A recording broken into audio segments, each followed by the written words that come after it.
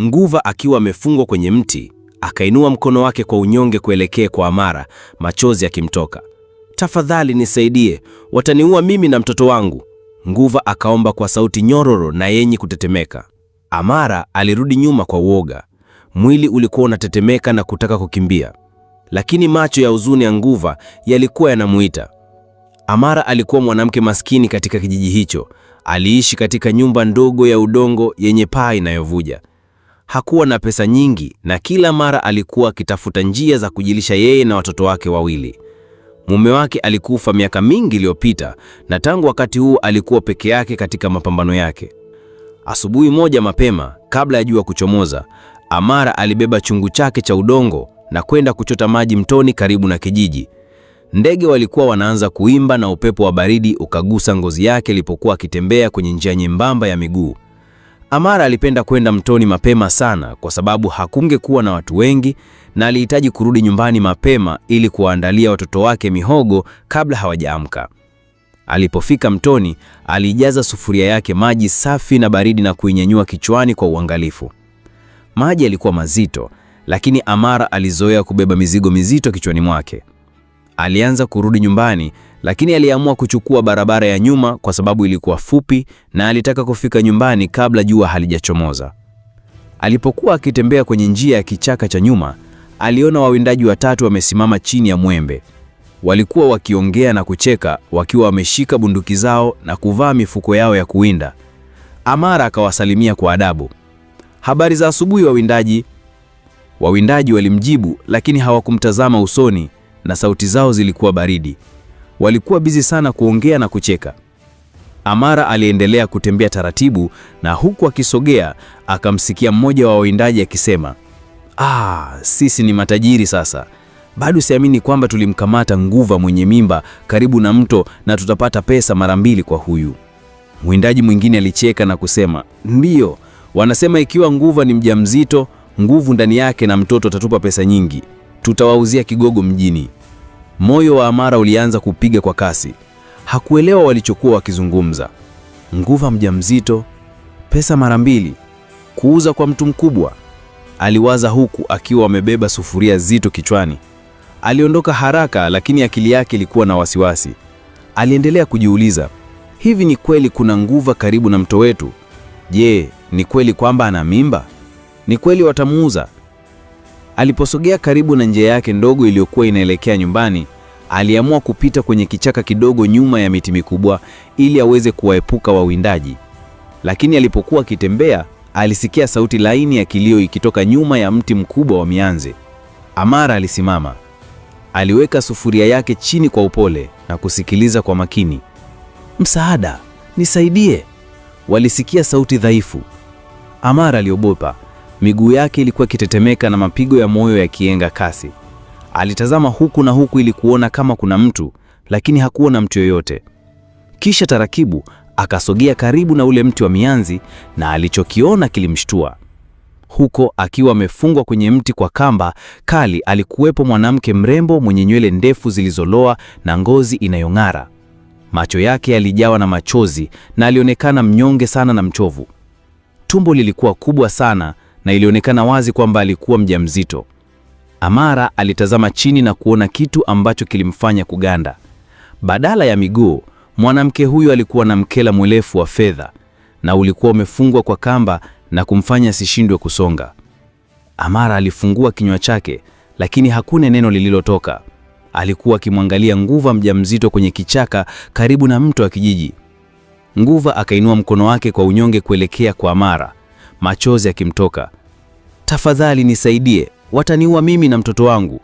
Nguva akaomba kwa sauti nyororo na yenye kutetemeka. Amara alirudi nyuma kwa hofu. Mwili wake ulikuwa unatetemeka na kutaka kukimbia, lakini macho ya huzuni ya Nguva yalikuwa yanamuita. Amara hakuwahi kumuona Nguva na aliwahi kusikia hadithi kijijini kuhusu Nguva wanaochukua roho za watu na jinsi walivyokuwa hatari. Lakini Nguva mbele yake hakuonekana kuwa hatari. Alionekana mnyonge na huina hofu, kama mwanamke aliyehitaji msaada. Amara alitazama huku na huku haraka na hakuona mtu. Alipiga hatua kumsogelea Nguva yule, mapigo ya moyo yakienda kasi. "Tafadhali nisaidie, watarudi kunichukua, sitaki kufa. Mermaid akasema tena. Mkono wake bado aliunyanyua kuelekea kwa Amara. Amara akanao chini taratibu na kunonona, wewe ni Nguva kweli? Mermaid alitikisa kichwa, machozi yakimtoka. Ndiyo, na nina mimba. Walinikamata nilipokuja mtoni usiku wa manane. Walinifunga hapa ili nirudi baadaye. Tafadhali. Macho ya Amara yalijawa na huruma. Aliona Nguva alikuwa akitetemeka na kulikuwa na michubuzi mikononi mwake pale kamba ilipokuwa imefungwa. Ghafla Amara alisikia sauti za wanaume wakizungumza karibu. Haraka akageuka na kuona vividu vikisogea karibu na vichaka. Wanakuja, Mermaid alinonona, hofu machoni mwake. Akili ya Amara ilichanganyika. Hakujua la kufanya. Je, amsaidie Nguva kutoroka? Je, amwache hapo na kukimbia? Sauti zikawa wazi zaidi na Amara akawasikia wawindaji wakicheka na kusema, tutamchukua kabla watu hawajaanza kutoka. Alijua kwamba ikiwa wangekuja sasa, wangemuona amesimama karibu na Nguva na wanaweza kumdhuru pia. Alimtazama Nguva ambaye bado alikuwa akimsihi huku akitokwa na machozi na woga. Amara halijua alipata wapi ujasiri, lakini akasogea karibu na kugusa kamba iliyofungwa kwenye mikono ya Nguva. Mermaid alitetemeka kwa maumivu, lakini alimtazama Amara kwa matumaini. Amara alijaribu kufungua kamba lakini ilikuwa imekana sana. Please, please, please, Nguva akaendelea kusema kwa unyonge. Amara alisikia jasho kwenye paji la uso. Mapigo ya moyo yakidunda kama ngoma, mikono ikisogea kwa kasi kuifungua kamba. Sauti za wawindaji sasa zilikuwa karibu sana. Hebu tuone kama tunaweza kumchukua, mmoja wao alisema. Macho ya Amara yalimtoka kwa hofu. Chungu cha maji alichoacha chini kilikuwa bado pale, na ingekuwa rahisi kwa wawindaji kujua kuna mtu karibu. Amara akamtazama Nguva na Nguva akamtazama tena. Wakati huo Amara alijua kwamba maisha yake yangebadilika milele kwa sababu ya kile ambacho alikuwa karibu kufanya. Lakini kabla tu hajafungua fundo la mwisho, nyayo za wawindaji zilisimama karibu nao na Amara akajificha haraka. Moyo wa Amara ulikuwa ukipiga kwa kasi kama ngoma. Mikono yake ilikuwa ikitetemeka na jasho lilikuwa likimtiririka mgongoni, ingawa asubuhi na mapema bado kulikuwa na baridi. Nguva alikuwa akipumua kwa nguvu, machozi yakitiririka mashavuni mwake, huku akimtazama Amara kwa uoga na maumivu machoni mwake. Alijua wawindaji wangempata hivi karibuni na angechukuliwa. Amara alifumba macho kwa muda na kunongona moyoni mwake, Mungu, tafadhali tusaidie. Wasitupate hapa. Wawindaji walipokaribia kugeukia nyuma ya mti wa mianzi, wawindaji mmoja ambaye alikuwa akitembea nyuma ya wengine, ghafla alipiga kelele kwa nguvu, swala. Wawindaji wengine walisimama mara moja na wakageuka haraka. Iko wapi? Iko wapi? Walipiga kelele. Huko pale, akikimbia kuelekea upande mwingine, mwindaji alisema, akionyesha bunduki yake kwenye vichaka. Wawindaji walimsahau Nguva huyo kwa muda, wakaanza kukimbia kuelekea sehemu ambayo swala alisemekana kuwa, huku wakinyanyua bunduki zao hewani tayari kupiga risasi. Viatu vyao vilitoa sauti kubwa kwenye majani makavu, huku wakikimbia kuelekea upande wa swala, wakipiga kelele na kuitana. Macho ya Amara yalimtoka kwa mshangao. Aliona hii kama nafasi yake pekee. Alitoka haraka kutoka kwenye maficho yake na kurudi mbio kwa Nguva. Tafadhali, twende sasa kabla hawajarudi. Amara alimnongoneza Nguva, mikono yake ikienda kwa kasi kuifungua ile kamba. Vidole vyake vilikuwa vikitetemeka huku akivuta fundo kali. Kamba ilikuwa ngumu na yenye nguvu na iliumiza vidole vyake, lakini hakuacha. Nguva alikuwa akigugumia kwa maumivu, lakini alimtazama Amara kwa matumaini machoni pake. Asante, asante, Nguva alinong'ona kwa unyonge. Amara hatimaye akafungua fundo wa mwisho na kamba ikaanguka chini. Mikono ya Nguva ilianguka kando yake na akaegemea mti akiwa dhaifu sana asiweze kusimama vizuri. Amara alitazama huku na hupo haraka. Bado aliweza kusikia sauti za wawindaji, lakini sasa walikuwa karibu na mto, wakipiga kelele na kuitana huku wakimtafuta swala. Alijua lazima aondoke mara moja au wangerudi na kumkuta Nguva hayupo. Mermaid alijaribu kusimama, lakini akaanguka nyuma, mkia wake wa fedha ukisugua kwenye majani makavu. "Tafadhali, nisaidie," alinong'ona. Amara akainama chini, akazungusha mikono yake kwenye kiuno cha Nguva na kujaribu kumuinua. Nguva alikuwa mzito na Amara hakuwa na nguvu za kutosha, lakini alijaribu kadri awezavyo. Aliweka mkono wa Nguva juu ya bega lake na Nguva akaegemea sana Amara, uvimbe wa mtoto wake ukifanya iwe vigumu kwake kusogea kwa urahisi. Amara akapiga hatua mbele, kisha nyingine, miguu yake ikitetemeka kwa uzito. Walitembea polepole, hatua kwa hatua, wakijaribu kuepuka majani makavu ambayo yalifanya kelele chini ya miguu yao. Nguva alikuwa akihema kwa maumivu, akipumua sana na kushika tumbo lake. Nguva aliugua kwa upole.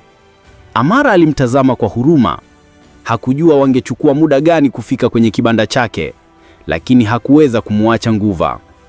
Kila dakika 5, Amara alilazimika kusimama na kupumzika. Alikuwa akiinama chini, akimruhusu Nguva kukaa chini kwa muda, huku akijifuta jasho usoni mwake.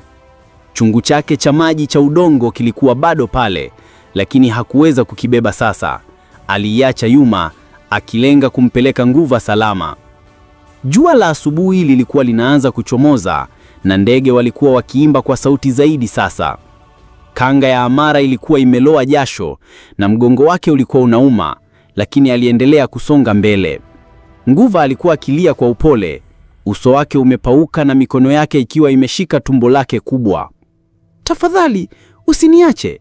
Sitaki kufa," aliendelea kunong'ona.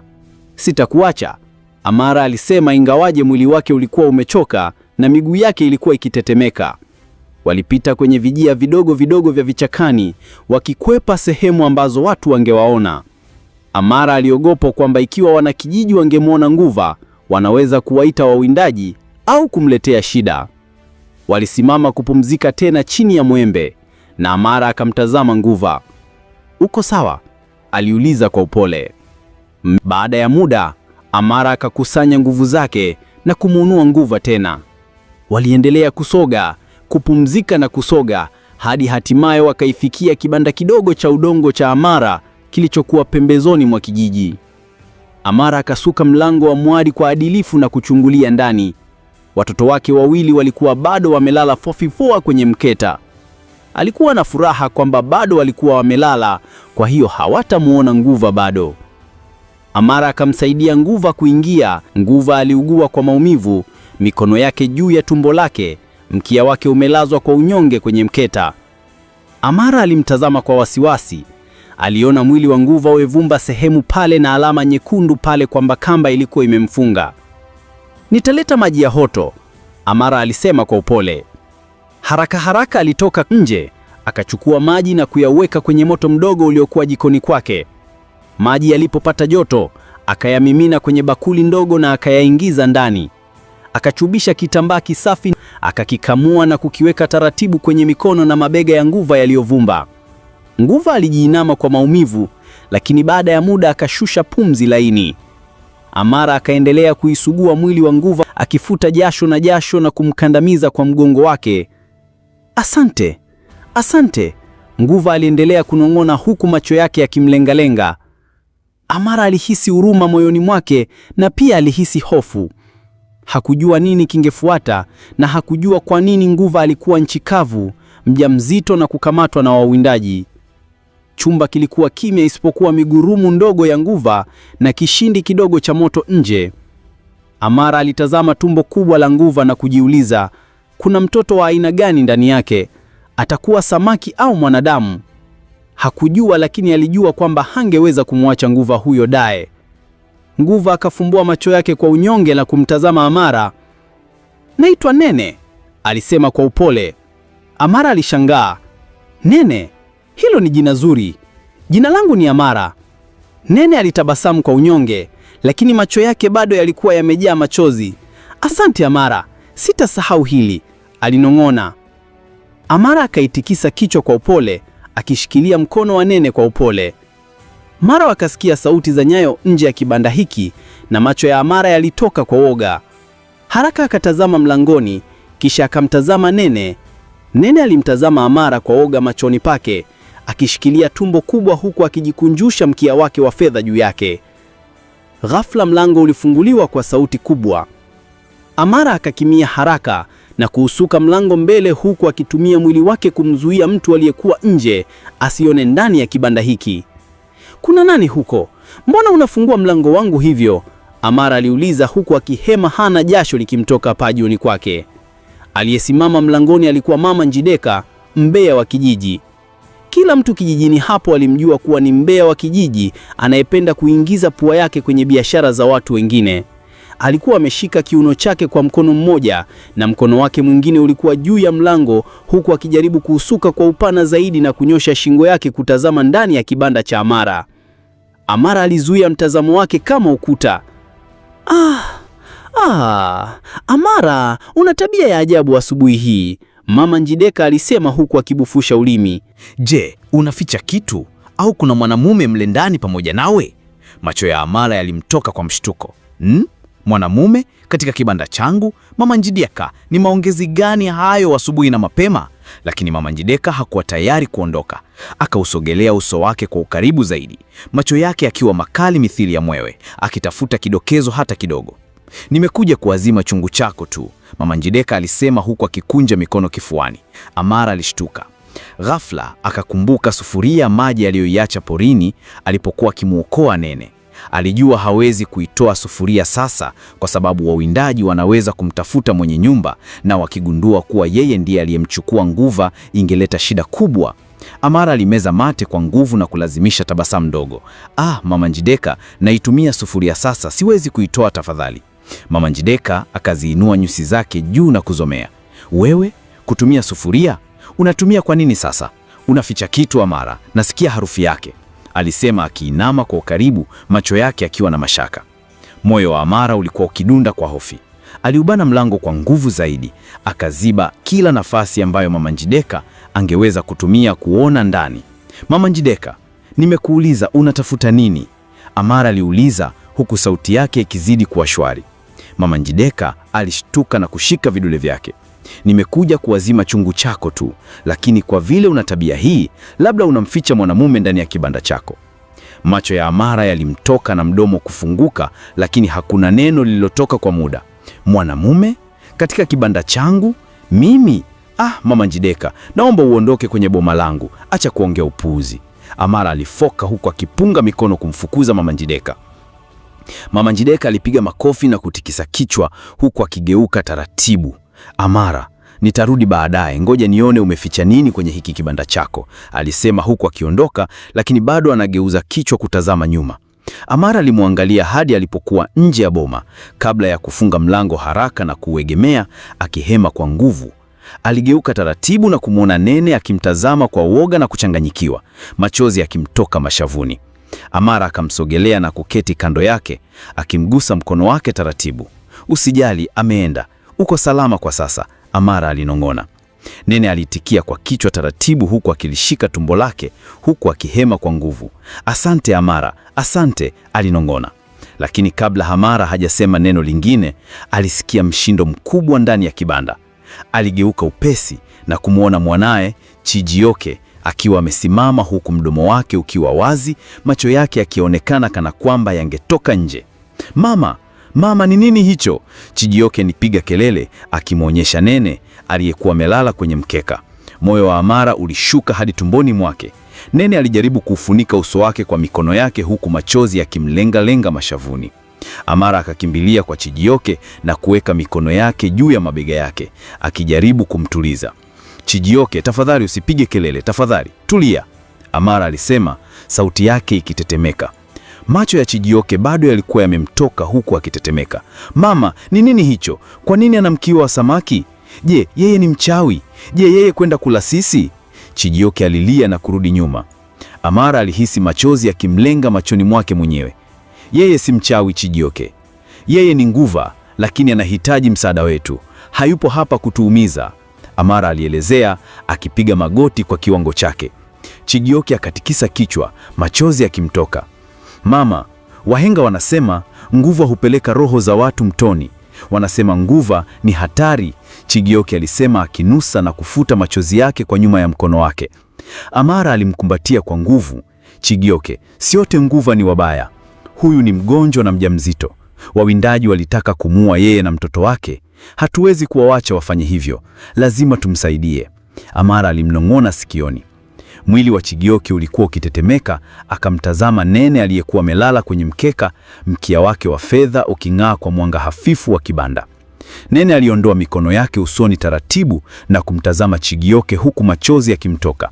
Sitakuumiza, naahidi. Nataka tu kuwa salama, Nene alisema kwa upole. Chigioke alimeza mate kwa nguvu akimtazama Nene machoni.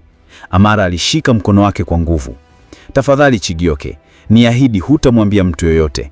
Ikiwa watu watajua, watamchukua na kumuua na kutuadhibu sisi pia.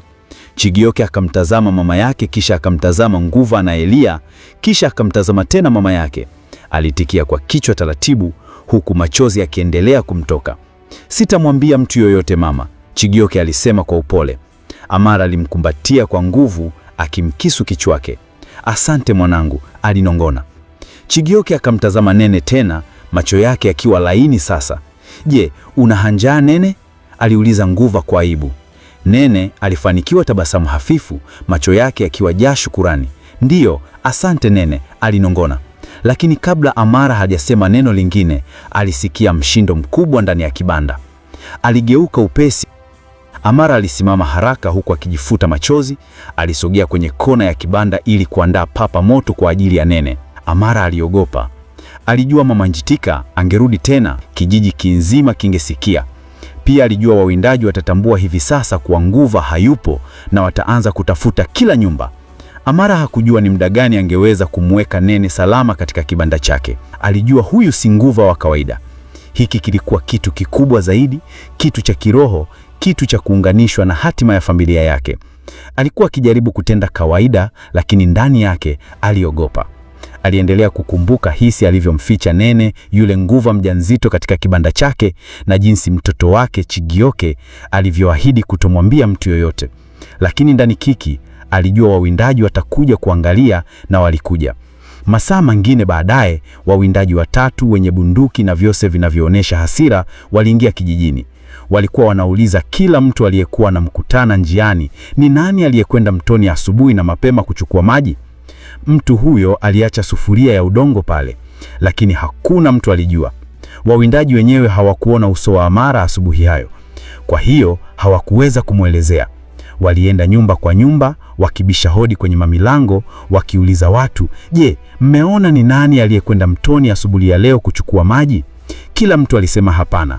Wawindaji walikuwa wanakasirika, walihisi kuna mtu kijijini anaficha kitu. Hatimaye walifika nyumba ndogo ya udongo ya Amara. Aliposikia mlango ukigongwa kwa nguvu, moyo wake uliruka. Akajifuta jasho usoni kwa kanga yake na kufungua mlango.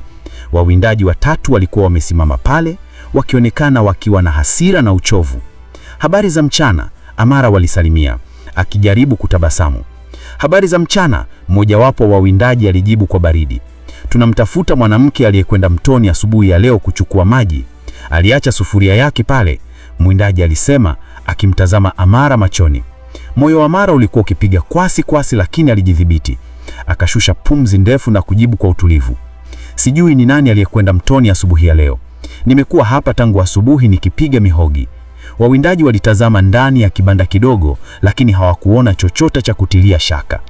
Amara alisimama dimili sana, huku akisali kimya kwamba waondoke. Baada ya sekunde chache wawindaji walinyata na kugeuka, wakiacha boma la Amara. Amara haraka akafunga mlango na kuegemea, kifua chake kikiinuka na kushuka kwa kasi. Alijua hawezi kumweka Nguva tena katika kibanda chake, au wawindaji wangerudi kuna kupekua nyumba yake. Usiku huo, na mwezi ukiwa unang'aa angani na nyota zikiwa zinamirwa sana, Amara waliita watoto wake Chigioke na dada yake mdogo Nena. Chigioke, Nena, alinong'ona, mama anakwenda mahali. Nataka mfunge mlango kwa ndani na usifungulie mtu yoyote hadi nitakaporudi. Mama, unakwenda wapi usiku? Chigioke aliuliza huku akiwa na wasiwasi. Nitarudi hivi karibuni mwanangu. Fanya tu kama ninavyosema. Amara alisema akigusa shavu lake. Watoto waliitikia kwa kichwa na Amara akamfunika Nene Nguva kwa kanga kubwa akimfunga ili kuficha mkia wake wa samaki. Alifungua mlango kwa upole kisha akambeba Nene mgongoni kama mtoto mchanga. Nene alikuwa dhaifu, lakini aliweza kuifunga mikono yake shingoni mwa Amara huku Amara akimbeba kupitia vijia vidogo vidogo kuelekea mtoni. Amara aliogopa alipokuwa akitembea. Kila sauti ya cricket na vyura iliufanya moyo wake kurukaruka. Aliogopa kukutana na mtu njiani, lakini aliendelea kusonga mbele. Hatimaye walifika mtoni. Mwangaza wa mwezi uliangaza juu ya maji na kuifanya kuonekana kuwa ya fedha na nzuri. Amara alienda karibu na maji na kuweka Nene kwa uangalifu kando ya ukingo wa mto. Nene alikuwa akipumua kwa nguvu, mikono yake ikiwa kwenye tumbo lake kubwa. Asante Amara, Nene alinong'ona, machozi yakitiririka mashavuni mwake. Uliniokoa mimi na mtoto wangu. Amara alipiga magoti kando yake, machozi yakimteremka. Naomba uwe salama Nene, Amara alisema. Nene alitoa tabasamu dogo kisha akaingia ndani ya maji. Taratibu. Mara tu maji yalipogusa mkia wake, yaling'aa sana na nguvu zake zikarudi. Aligeuka na kumtazama Amara kwa mara ya mwisho. Amara, wema wako hautasahulika, Nene alisema kwa upole. Kisha kwa maji laini, Nene aliogelea hadi mtoni na kutoweka chini ya maji. Amara alisimama pale kwa muda mrefu, akitazama mto tulivu, mwezi ukitafakari juu yake. Aligeuka na kurudi nyumbani, moyo wake ukiwa mzito lakini mwenye amani. Siku 7 baadaye, Amara aliamka katikati ya usiku kwa sababu alitaka kukojoa nje. Alijifunga kanga yake kiunoni na kufungua mlango kimya kimya ili asiwaamshe watoto wake. Alipotoka nje, alisimama ghafla. Mbele ya mlango, aliona masanduku matatu ya dhahabu yakiangaza chini ya mwanga wa mwezi. Amara alitazama huku na huku haraka, lakini hapakuwa na mtu. Aliinama chini na kugusa masanduku. Yalikuwa halisi na wazito. Amara alichanganyikiwa.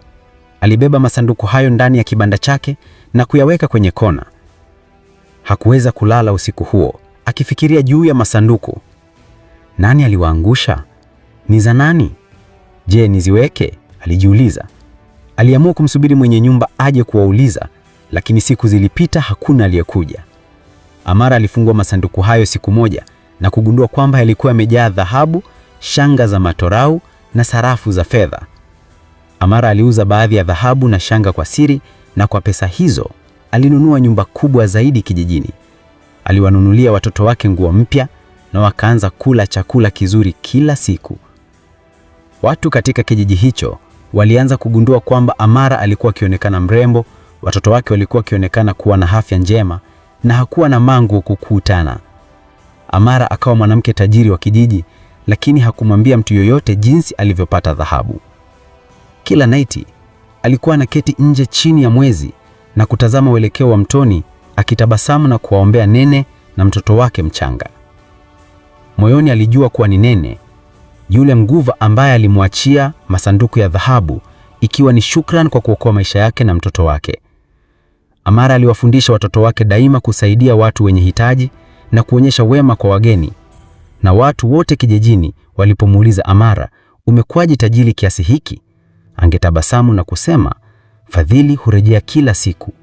Na hivyo ndivyo mwanamke mpore ambaye alimsaidia Nguva mjamzito akawa mwanamke tajiri. Katika hadithi hii, Amara ni binti mkarimu aliyejitolea kumsaidia Nguvu wakati alikuwa kwenye wakati mgumu.